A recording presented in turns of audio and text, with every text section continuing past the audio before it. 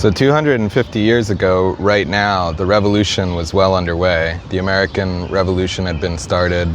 The Continental Congress was meeting in this building, Independence Hall. And one thing I've been doing every day is just checking letters that the Founding Fathers wrote back and forth to each other.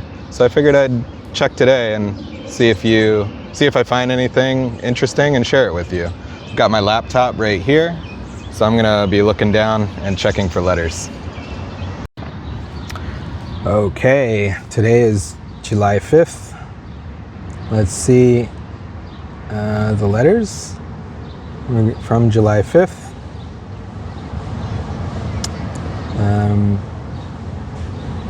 It's actually, tomorrow is July 5th, I misspoke, but let's see. Okay, we have Abigail Adams to John Adams, from John Adams to Joseph Palmer, oh wow, there are so many here. To John Adams from Mercy Otis Warren, from Benjamin Franklin to William Strahan, Benjamin Franklin to William Strahan, from William Strahan. General orders to George, and then to George Washington from John Hancock, to George Washington from Joseph Hawley, to George Washington from the Massachusetts Provincial Congress. And then from Thomas Jefferson to George Gilmer. Geez, okay, there are a lot here. I think what we'll do is we'll start with general orders as usual, and then we will go to the Washington letters from John Hancock and Joseph Hawley, and then the Massachusetts Provincial Congress. Then we'll do Thomas Jefferson and then Ben Franklin, and we'll pick through John Adams at the end. That's the plan. Okay, general orders, 5th of July, 1775. Headquarters, Cambridge, 5th of July, 1775. Pearl, Bedford. The adjutant of each regiment is required to take special care that all general orders are communicated, as well to the private men as to the officers, and that there may be no plea of ignorance. They will be deemed answerable for all the consequences which may follow a neglect of this order. A general court-martial is ordered to sit tomorrow at 10 o'clock a.m. for the trial of William Patton, charged with, quote, leaving his post on guard, quote, David Wells and Gideon Cole for, quote, sleeping on their posts as sentinels, end quote. John Scott for, quote, insulting the sentry and attempting to pass the guard at Boston, end quote. And James Foch for, quote, theft, end quote. When the witnesses are to attend and the parties charged are to have notice this day that they may be prepared for their trials. The general most earnestly recommends and requires of all officers that they be exceeding diligent and strict in preventing all invasions and abuse of private property in their quarters or elsewhere. He hopes, and indeed flatters himself, that every private soldier will detest and abhor such practices when he considers that it is for the preservation of his own rights, liberty, and property, and those of his fellow countrymen that he is now called into service, that it is unmanly and sullies the dignity of the great cause in which we are all engaged to violate that property he is called to protect, and especially that it is most cruel and inconsistent thus to add to the distresses of those of their countrymen who are suffering under the iron hand of oppression. The general again urges a speedy and exact return of the forces, stores, provisions, etc., as desired in the orders already issued, and for the future, these returns to be made once a week, on Saturday morning regularly. The general is much pleased with the expedition and care which some officers have already shown in their obedience to this order. The colonel or commanding officer of each regiment is to direct an officer of each company to call over the rolls of their men at 6 o'clock every morning and to make proper inquiry after the absentees.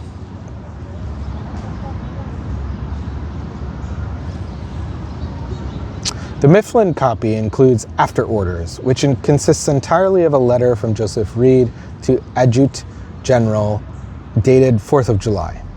His Excellency, let's just call it Excellency, Excelli, the General, directs you would send some careful person to Reading, and bring with him from thence one Ingerfield, a person who came out of Boston yesterday.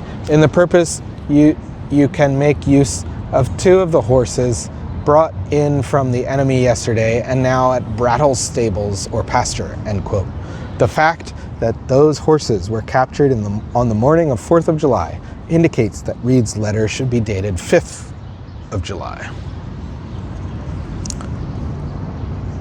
Footnote number 1.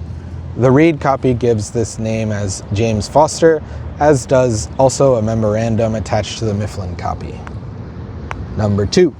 The Mifflin copy indicates a memorandum on the accused men. Quote, William Patton and David Wells belong to Captain Samuel Gridley's company, Colonel Richard Gridley's regiment.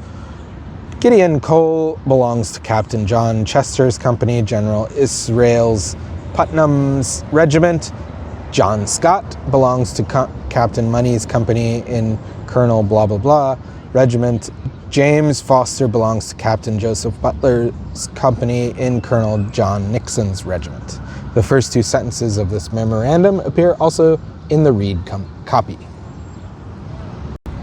Okay, that concludes General Orders for 5th of July, 1775.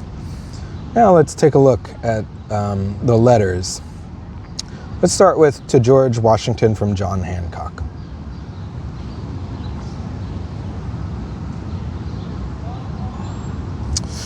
Sir, this is from Philadelphia, July 5th, 1775. Sir, since my last to you by Alexander the Express, nothing has taken place in Congress that particularly respects your department.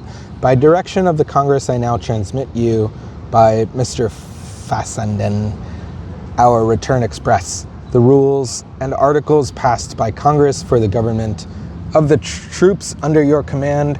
I wish them safe to hand. I have not time to add, but that I am with much respect, sir, your most obedient, humble servant, John Hancock, President.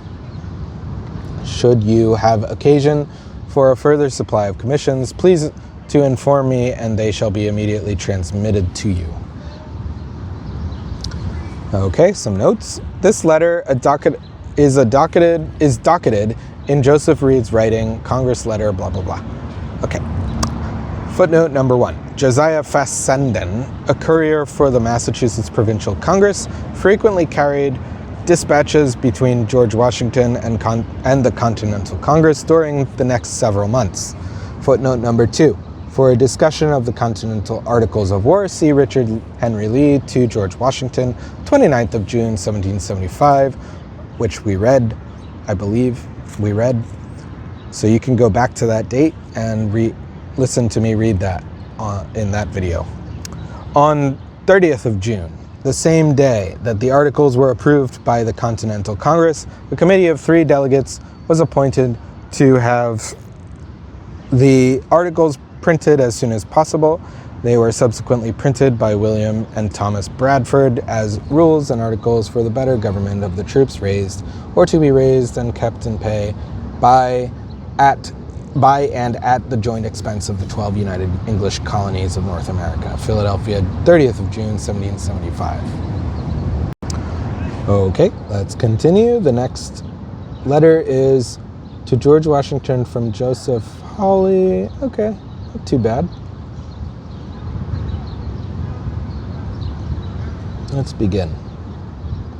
From Joseph Hawley, Watertown, Massachusetts, July 5th, 1775. Sir, you were pleased the other day to mention to Colonel Warren and me as your opinion that it was highly probable Gage's troops would very shortly attack our army in some part or other.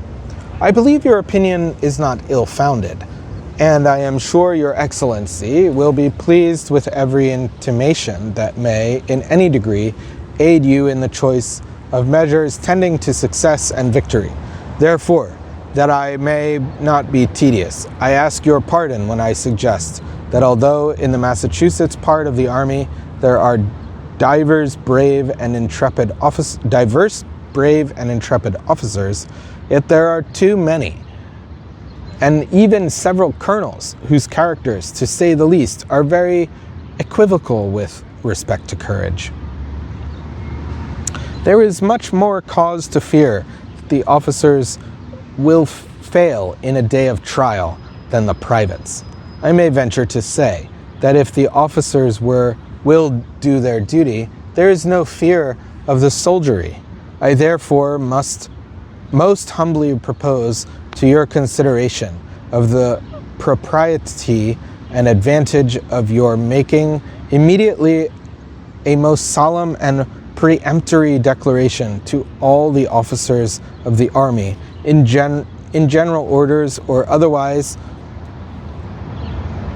as your wisdom shall direct, assuring them that every officer who, in the day of battle, shall fully do his duty, shall not fail of your kindest notices and highest marks of your favor.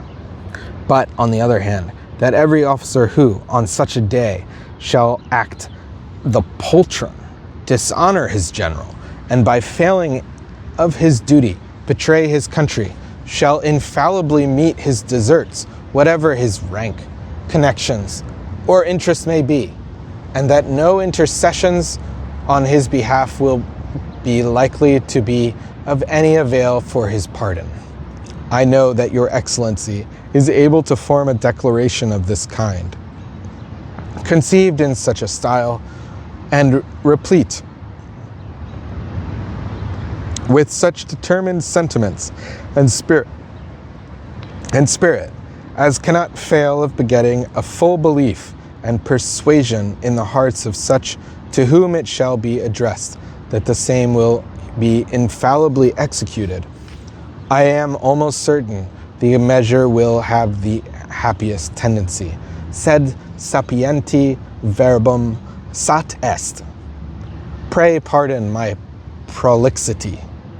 I never was happy enough to be concise.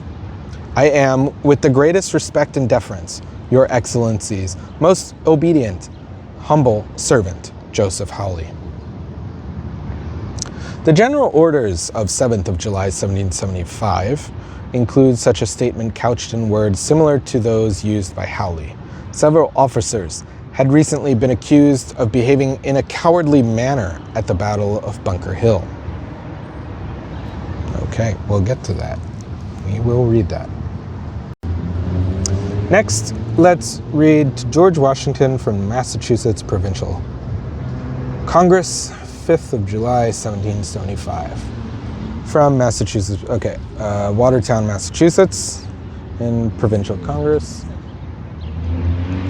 The Congress had ordered the enclosed resolution to be prepared and sent to Generals Ward and Thomas, but by the agreeable event of your Excellency's appointment to the Chief Command of the American Army and arrival at camp, the propriety of that step ceases.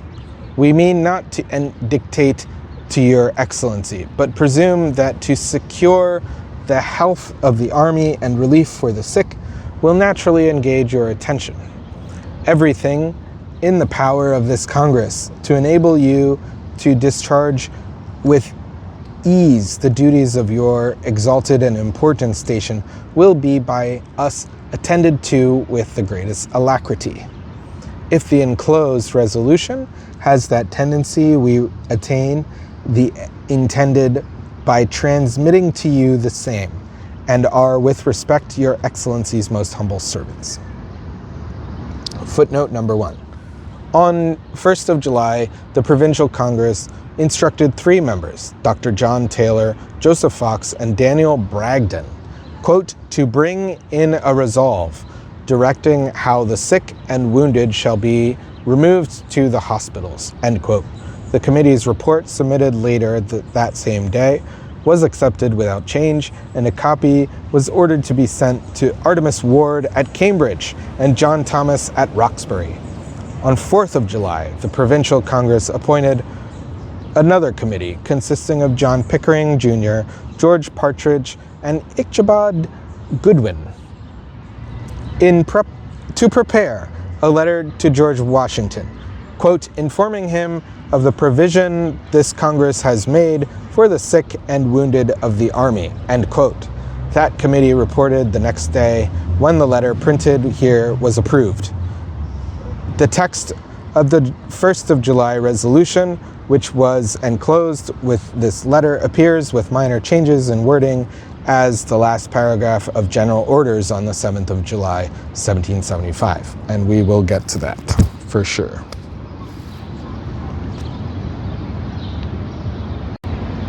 Okay, that concludes the letters to George Washington.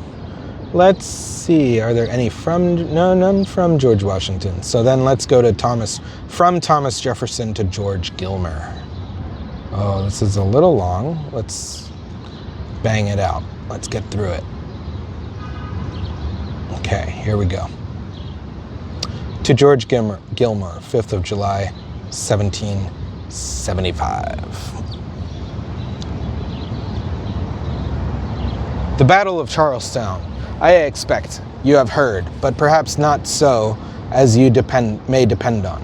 The provincials sustained 2 attacks in their trenches and twice repulsed the ministerial forces with immense slaughter.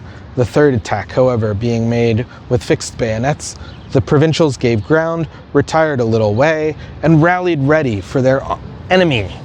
But they, having been pretty roughly handled, did not choose to pursue. We lost between 60 and 70 killed and about 150 wounded. The enemy had 1,400 killed and wounded, of whom were about 500 killed.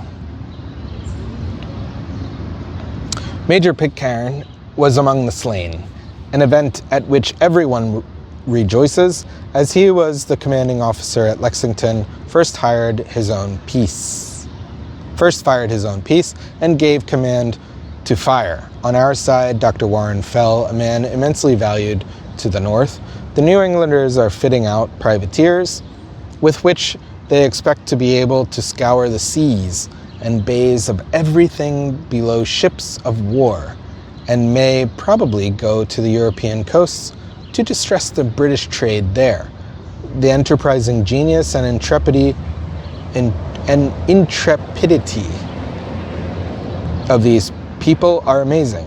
They are now intent on burning Boston in order to oust the regulars, and none are more eager for it than those who have escaped out and who have left their whole property in it, so that their rage has got the better of every interested principle. Nobody now entertains a doubt but that we are able to cope with the whole force of Great Britain. If we are but willing to exert ourselves, it will indeed be expensive, extremely expensive, but people must lay aside views of building up fortunes during these troubles and set apart a good portion of their income to secure the rest.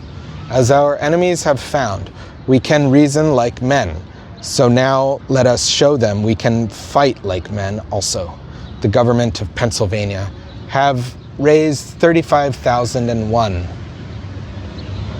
to put our country in a posture of defense. There appear to be as many soldiers here as men. Powder is the great want, and towards having plenty of that, nothing is wanting but saltpeter. The Congress have directed 20,000 men to be raised immediately, the greater part of which is already raised. 2 millions of dollars also are voted. This is all I am at liberty to tell of their proceedings. As to the time of their raising, it is totally beyond conjecture, expresses after expresses daily coming from the northward, and the machinations of the people in office on other parts of the continent keep us from making I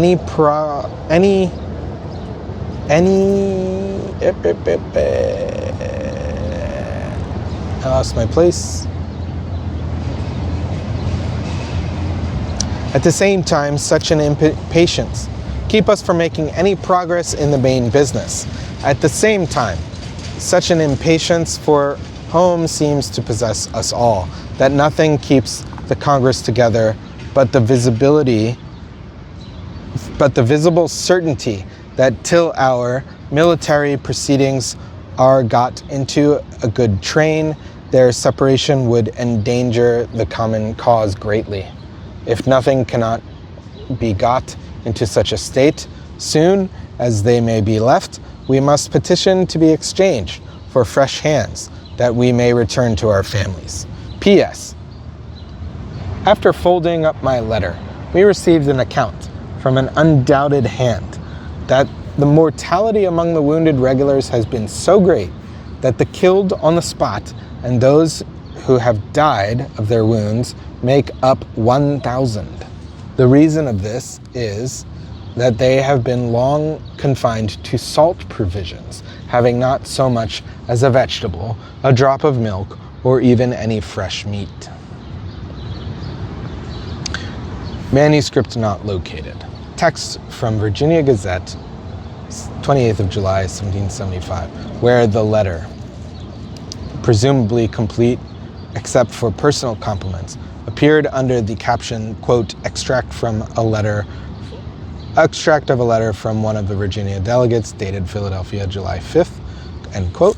There can be no question of its having been written by Thomas Jefferson and addressed to George Gilmore, for Gilmer's reply, printed below under the assigned date of 26th or 27th of July, deals seriatim with the topics in the present letter. Compare also to Thomas Jefferson's letter to Francis Epps, 4th of July, 1775.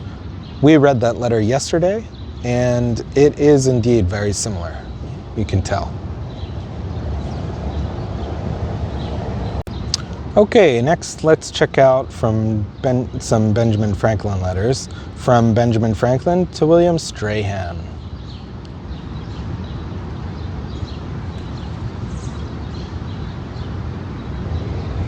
To William Strahan. This famous letter was unquestionably not sent. The positive evidence is that the original remained in Franklin's papers. The negative evidence is that Strahan later gave no sign that he had received such a blast. When he responded on September 6th to a letter, now lost, from Franklin 2 days after this one, and when he wrote again on October 4th, he showed the pain and sorrow that one friend reserves for the other's delusions, and also the implicit assumption that the relationship remained intact. On the rare occasions when Franklin lost his temper, he was likely to recover it quickly. This outburst was an example in point. It relieved his rage at what was happening and went no further. Oh wow, what an introduction. Okay, let's see what it says. Famous letter. Philadelphia, July 5th, 1775. Mr. Strahan, you are a member of Parliament, and one of the majority which has doomed my country to destruction. You have begun to burn our towns and murder our people. Look upon your hands. They are stained with the blood of your relations. You and I were long friends. You are now my enemy, and I am yours. Benjamin Franklin. Wow. 9. The copy, which was in what appears to be a later hand, is of unknown provenance. It was inserted in a volume of Benjamin Franklin letters, formerly owned by Samuel Pennypacker, but was apparently not part of that collection. The wording differs from the ALS in minor details, as if the copy had been derived from an earlier draft. One, for an example, see above. 526-9.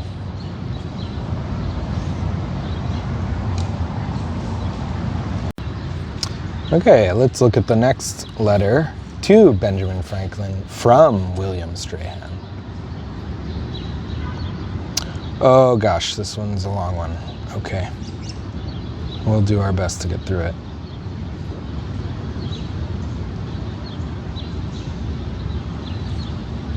Okay, we may skim this one a bit, but let's see. London, July 5th, 1775. I wrote to you the 7th of last month by the packet, to which I beg leave to refer. I have since, by the papers, several of your friends heard that you were safely arrived at Philadelphia and unanimously voted by the Assembly then sitting, one of their delegates to the Congress then about to meet. I make no doubt, but your reception among friends was abundantly cordial, and I hope you will avail yourself of the great knowledge you possess respecting the matters in dispute between your country and this, to bring about a speedy reconciliation. I see all your public papers are filled with your unanimity and preparations for war. All this, however, seems to make no impression here, or to have the least tendency to any alteration of measures. What time may produce, I will not pretend to say. To me, I own, it appears that after the concessions lately made by Lord Dartmouth, and which seem to be rather more explicit than Lord North's conciliatory motion of February 20th, there is little to be done till one side or the other becomes sensible of the pernicious consequences that must necessarily attend a continuation of the quarrel, if nothing less than a total renunciation of the legislature of all authority over the colonies will satisfy them. God knows where the dispute will end, for I am persuaded that this will never be given up here. At least I see no tendency towards it. And if the colonies should actually succeed in their struggle to be totally emancipated from all subjection to or connection with Britain, it will remain to be seen whether their liberty and security will or will not be materially affected by it, whether it may not throw them under the dominion of some enterprising leader among themselves, or leave them prey to some ambitious European power, under whom they may really experience all the evils of the highest degree, the very appearance of which, and that a very distant one, they now endeavor to avoid. These you may perhaps consider as idle and groundless speculations. I wish heartily they may prove so, but without looking so far into futurity, the evils of a civil war, even for a short duration, are worthy of some consideration. Possibly these may still be avoided. Now seems to be the critical moment for America to obtain some permanent constitution in perfect union with the mother country, by which her liberties may be secured and protected by the laws and power of the whole empire, and rendered as permanent in one corner of it as in another, and every part of it prove a mutual protection to each other. Whether this course will be taken we shall soon see.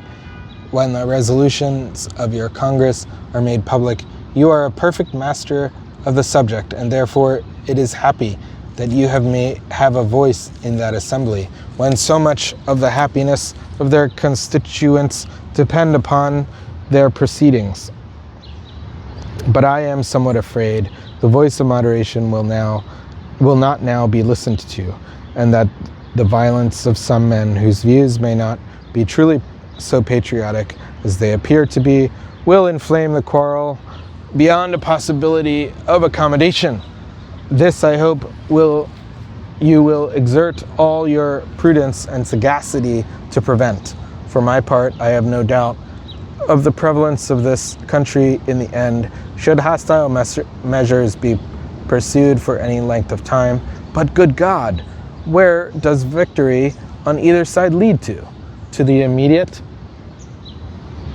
destruction of half and the ultimate ruin of the whole, or of the most glorious fabric of civil and religious government that ever existed on this globe?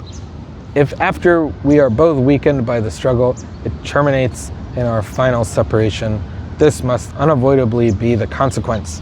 However, I still hope better things, and that perfect order will arise from the present convulsions, We are here in a state of greatest tranquility. All our murmurings and opposition to government appear only in our newspapers. I believe the ministry are quite determined in their operations and in the prosecution of coercive measures. I see everybody is learning the use of arms with you, but surely it will not be attempted to distress you by land. Our navy is our great strength. And sorry shall I be to see it long exerted against you, though if no steps are taken towards a conciliation, I am afraid that must be the case. Is not this situation devotedly to be avoided if any human means can be devised to prevent it? But I will not trouble you further on this subject at present. Had I any material facts to convey to you, I should satisfy myself with a bare recital of them, without any reflections of my own, which you can convey no kind of information. To wit, which to you can convey no kind of information. I was truly concerned to hear the other day that you had ordered your books, etc., to be transmitted to you, but it looks as if you gave up all thoughts of returning to us. I hope this is not the case, as upon the whole, you have much reason to be pleased with your reception in this country, putting politics out of the question. But were you now even resolved to remain where you are for the rest of your days, that resolution, I trust, will soon be broken, and I shall expect to see you in the beginning of the winter, invested with full powers to put an end to all our differences. For, as I observed above, if there is any desire left among you for the restoration of ancient amity, now is the time to procure it on safe and honorable terms. So may I prosper, as I wish the liberty and happiness of all our brethren with you, with the same ardor as I do our own. In this desire, I am sure we are of one mind. However, we may, at present, differ about the methods of promoting it. May we quickly be united in sentiment again, and may your labors be once more confined to promoting the arts of peace and increasing the means of human felicity. I am ever, with the warmest respect and esteem, etc., William Strahan. William Strahan. Copy to Dr. Franklin, docketed London, July 5th, 1775. Copy of the letter from William Strahan, Esquire, to Dr. Franklin. Footnote number 2. See the note on Strahan's letter above, June 7th, which explains how much of the correspondence in 1775 is extant and how much missing. News, okay. Number 4. Dartmouth conceded nothing more than North had already done. The American Secretary glossed the conciliatory resolution of February 20th in a lengthy circular letter of March 3rd. And on April 15th, he authorized Gage to offer conditional pardons. Carter-Gage correspondence, blah, blah, blah. The letter and offer, although more explicit than the original motion, merely spelled out what the government intended. Footnote number 5. Benjamin Franklin's possessions were sent to him as he had ordered at some time before mid-July. J.W. to James Kinsey, July 12, 1775. Strahan's earlier letter of June 7th had expressed much the same hope that his friend would return with power to negotiate. Okay, let's check out these letters from John Adams. First is from John Adams to Joseph Palmer.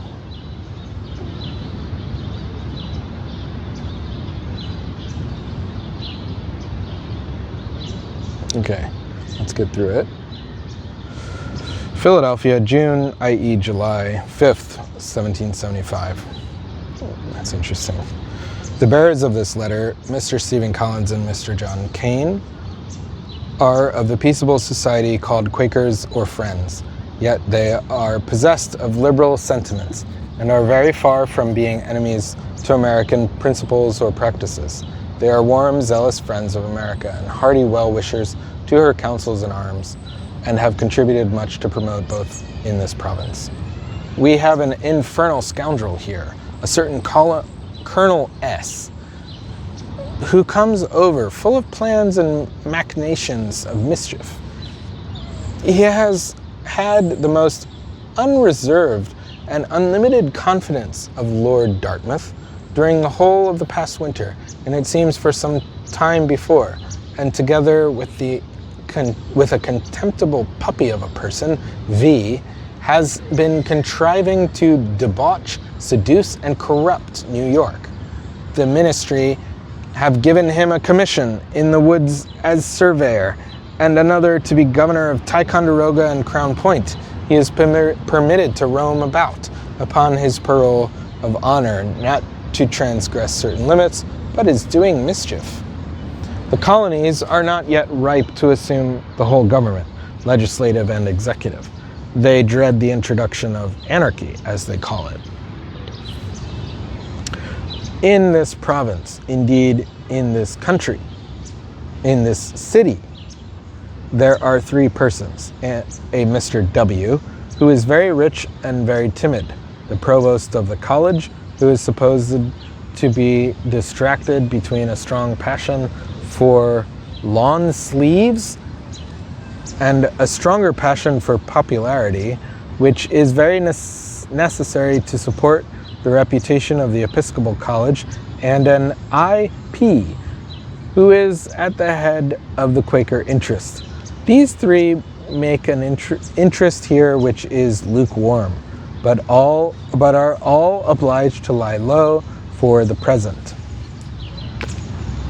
I am greatly obliged to you for your letters, which contain the most exact accounts we have been able yet to obtain. We are to the last degree anxious to learn even the most minute particulars of every engagement. I want an exact list of all the officers in our army, if it can possibly be obtained. I wished I could know exactly what powder you have. We are trying our possibles to get it. But one would not have conceived it possible that the colonies should have been so supine as they have been. A large building is setting up here to make saltpeter, and we are about trying what can be done in the tobacco works in Virginia. This day has been spent in debating a manifesto setting forth the causes of our taking arms. There is some spunk in it. It is ordered to be printed, but will not be done soon enough to be enclosed in this letter. Manuscript not found. Okay. Number 2. This is one of several letters that were to serve in part as introductions for Stephen Collins and John Kane of Philadelphia in a letter to AA. I'm not sure who AA is. Of 4th of July, John Adams gives a brief sketch of each, and AA in a letter to John Adams on 16th of July mentions meeting Collins and Kane and gives her impressions of them. Oh, Abigail Adams. That's who AA is. Abigail Adams. For Colonel Philip Skeen, see John Adams to Joseph Warren, 21st of June. We read that one. Reverend John Vardill was a graduate of King's College, which in 1773 appointed him a fellow and professor of natural law. A staunch Tory, his writings satirized the Whigs and made him an object of parody in John Trumbull's Macfindle. In London, 1774, Vardo was ordained a priest in the Anglican Church. He remained in England in an effort to have King's College made a university, an effort that proceeded successfully until the war intervened. Vardo, who never returned to America, served as a spy in the British service from 1775 to 1781. His most important accomplishment was the theft in 1777 of a packet of dispatches from Silas Deane to the Congress containing all of the confidential correspondence between the American commissioners and the French government between March and October 1777. John Adams' reference to a ministerial plot to subvert the government of New York through Skene and Vardo was probably based on documents examined by John Adams' committee appointed to deal with Skene. Only 2 such documents appear in the record. Okay. Completely destroyed private papers relating to his mission yet. An unsigned letter dated that may have been carried. Skene, part of native of New York, was sent over thither and provisions. Yeah, we don't. It's not very interesting. Although Dyer was not mentioned, you can read this. I'm not going to read all of this. You can pause the video and read if you wish. The service began very early.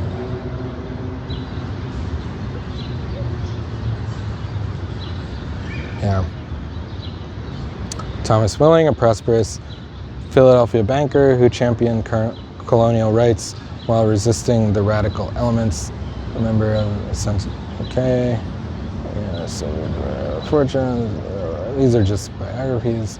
Because of his resulting unpopularity, he spent the war on Barbados. The return of the peace presented his desire for lawn sleeves, that is, a bishop's place, was never fulfilled. Okay. Israel Pemberton, widely known as the King of the Quakers, although actively involved in politics, opposed any violent means of securing American rights. Next, let's look at this letter to John Adams from Mercy Otis Warren, 5th of July, 1775, Watertown, which is in Massachusetts. Dear Sir, I have had the pleasure of seeing several of your letters in which you complain that your friends are rather remiss with regard to writing you, which I think inexcusable at a time when the liberties of all America and the fate of the British Empire depend, in a great measure, on the result of your deliberating. For if that respectable body of which you are a member fails, either from want of intelligence or from any other cause at this important crisis, to pursue the wisest measures, what but inevitable destruction to this country must follow. Could I have hoped it was in my power to give you either pleasure or intelligence, I should long ere this have taken up my pen, and added one more to the triumvirate of your friends, for be assured there are very few who can with more sincerity subscribe their names to the list. But as I write in compliance with Mr. Warren's request, I must tell you his application to public affairs leave him little time to attend to the demands of private friendship. And could you look into a certain assembly, you would not wonder his time is wholly engrossed, or that we ardently wish you may soon be here to assist in the public councils of your own distressed province. I shall not attempt to give you a description of the tenfold difficulties that surround us. You have doubtless had it from better hands. Yet I cannot forbear to drop a tear over the inhabitants of our capital, most of them sent naked from the city to seek retreat in the villages, and to cast themselves on the charity of the first hospitable hand that will receive them. Those who are left behind are exposed to the daily insults of a foe, lost to that sense of honor, freedom, and valor that is characteristic of Britain, and even of the generosity and humanity which has long been the boast of all civilized nations. And while the plagues of famine, pestilence, and tyranny reign within the walls, the sword is lifted without, and the artillery of war continually thundering in our ears. The sea coasts are kept in constant apprehensions of being made miserable by the depredations of the once formidable navy of Britain, now downgraded to a level with the corsairs of Barbary. At the same time, they are piratically plundering the lies and pilfering the barters to feed the swarms of veteran slaves shut up in the town. They will not suffer a poor fisherman to cast his hook in the ocean to bring a little relief to the hungry inhabitants without the pitiful bribe of $1 each to use the admirable graves. To the use of admirable graves. The venal system of the administration appears to the astonishment of every good man in the corruption, duplicity, and meanness which runs through every department, and while the faithless Gage will be marked with infamy for breach of promise by the impartial historian, will not the unhappy Bostonians be reproached with want of spirit in putting it out of their own power to resent repeated injuries by giving these arms into the hand which would have been better placed in the heart of a tyrant? And now they are forbidden even to look out from their own housetops when he sends out his ruffians to butcher their brethren and wrap in flames the neighboring towns. But I think this advertisement was as great a mark of timidity as the transaction was of a savage ferocity. The laws of gratitude surely demanded that they should spare that town, at least whose inhabitants, from a principle of humanity, saved the routed troops of George III from total destruction after the Battle of Lexington. But nothing that has yet taken place is more regretted than the death of your friend, the brave, the humane, the good Dr. Warren. And though he fell covered with laurels and the wing of fame is spread over his monument, we are almost led to inquire why the useful, the virtuous patriot is cut off ere he reaches the meridian of his days, while the gray-headed delinquent totters under the weight of accumulated guilt and counting up his scores is still adding crime to crime till all mankind detest the hoary wretch, yet suffer him to live to trifle with the rights of society and to sport with the miseries of man. The people here are universally pleased with the appointment of the Generals Washington and Lee. I hope the delegates of the United Colonies will continue to act with dignity to themselves and in a manner which will promote the glory, virtue, and happiness of America. Let not the indifferent nor the sanguinary conduct of any individual damp the ardor of such as are ready to fly to our assistance and generously to sacrifice the enjoyments of domestic life in support of freedom and the inherent rights of their fellow men. Your friend, Dr. Cooper, has just informed me that Dr. Eliot is confined on board a man of war and several of the inhabitants of Boston imprisoned. The crime of the first was the praying for Congresses continental and provincial, and that of others was wishing success to American arms. Sad reflections on the times into which we are fallen crowd fast upon my mind, but I will not longer call off your attention from most important matters by expressing them. I have been happy enough to spend a considerable part of the present week with your amiable partner, who assured me a line from me would be agreeable, and to whom I will show this before I close it. And if she thinks I have interrupted you too long, I will yet suppress it, and only send all my good wishes by every other hand to whom you will condescend to write. Though no one would be better pleased by such a mark of your esteem than your unfeigned friend, M. Warren. P.S. The reason of my spending a week at Watertown and Braintree is Miss Warren's being detained from home a great number of weeks. I hope the time is not far distant when both you and he may retire with honor to the calm enjoyments of private life. Okay. Footnote number 2. The report that Mrs. Warren had that Reverend Andrew Eliot of the New North Church was confined because of his opposition to the British was erroneous. Okay, let's finish off today with Abigail Adams to John Adams, 5th of July, 1775. Braintree. I have received a good deal of paper from you. I wish it had been more covered. The writing is very scant, but I must not grumble. I know your time is not yours nor mine. Your labors must be great, and your mouth closed.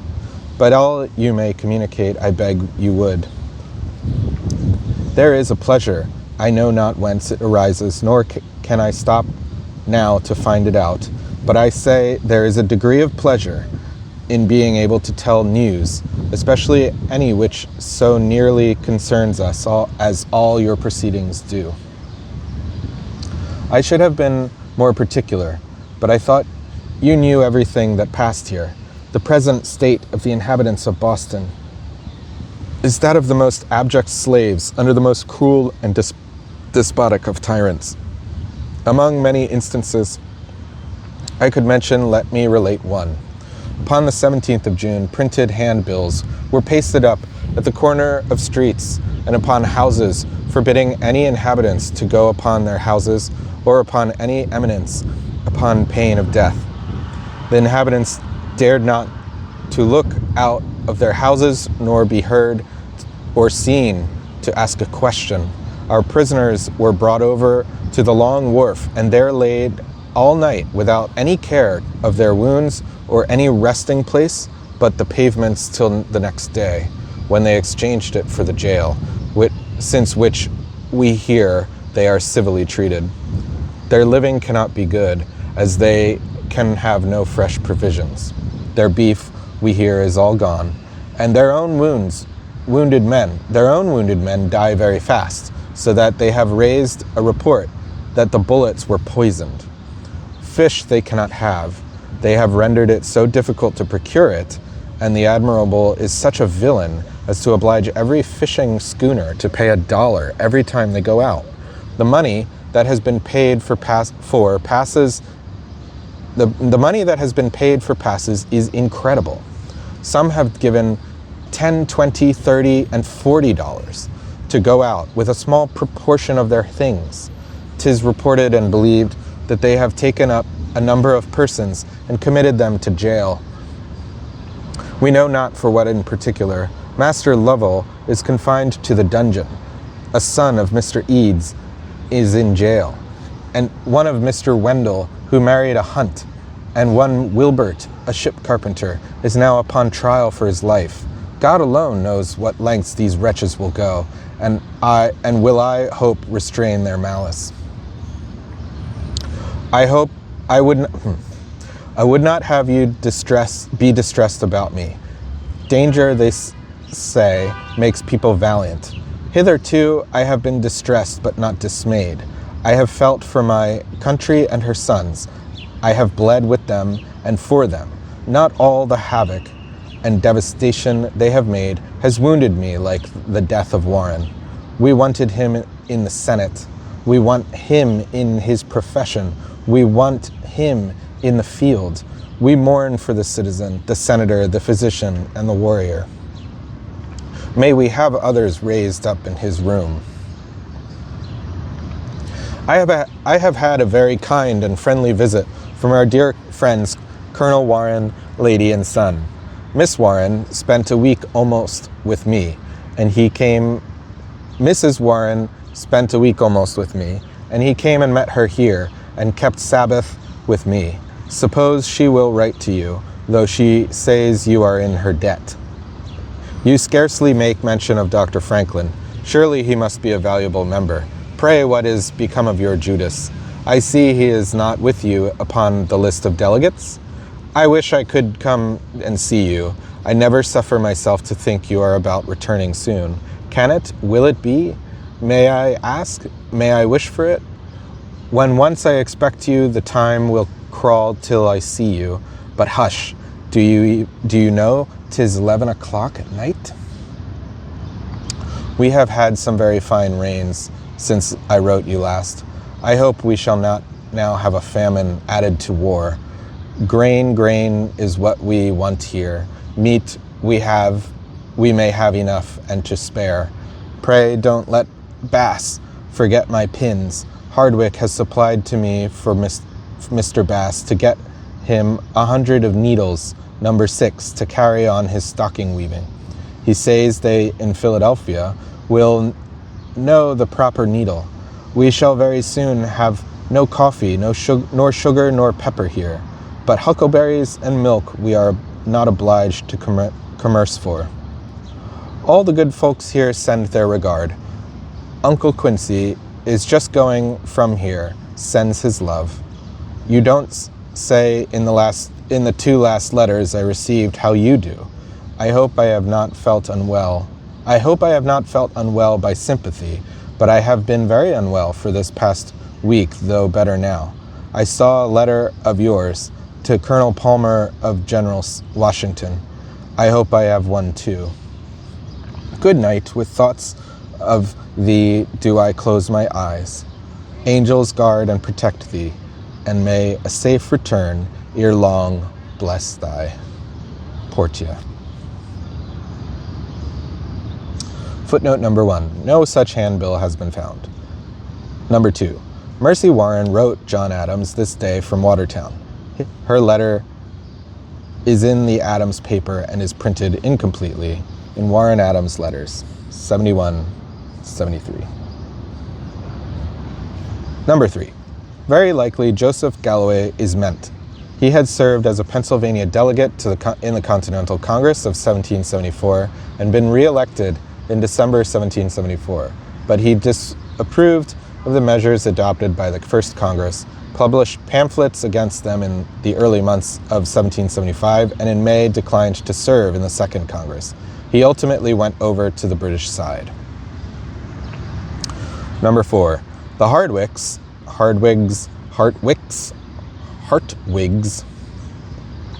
were one of the families of artisans in the industrial colony established at Germantown in the 1750s.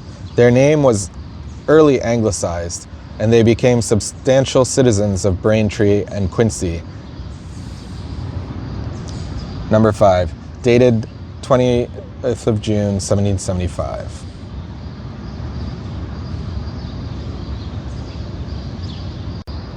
Okay, that does it for the letters for July 5th, 1775. If you like these, please give a like and a subscribe and leave a comment. That always helps, and I'll see you tomorrow. Bye.